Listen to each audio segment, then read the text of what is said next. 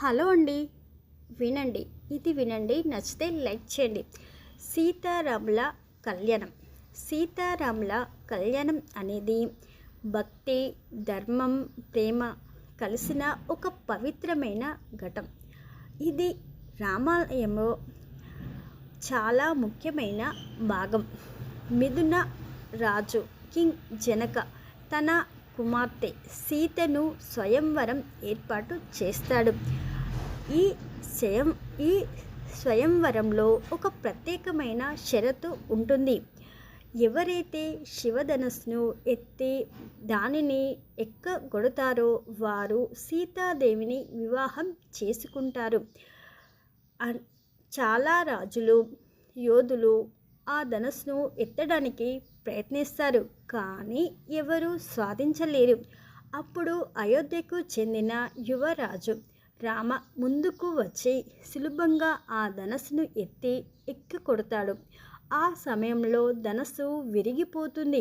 అది అతని దివ్యశక్తికి సంకేతం. అప్పుడు సీత ఆనందంతో భక్తితో రామునికి వరమాల వేస్తుంది. ఈ విధంగా వారి వివాహం జరుగుతుంది. ఈ మహోత్సవాన్ని దేవతలు, ఋషులు, ప్రజలు అందరూ ఆనందంగా జరుపుకుంటారు. ఈ కళ్యాణం కేవలం ఒక పెళ్ళి కాదు, ఇది ధర్మం, రాముడు మరియు పవిత్రత సీత కలిగిన సంఘటన. ఇది మనకు ప్రేమలో గౌరవం, బాధ్యత, నమ్మకం ఎంత ముఖ్యమో నేర్పిస్తుంది.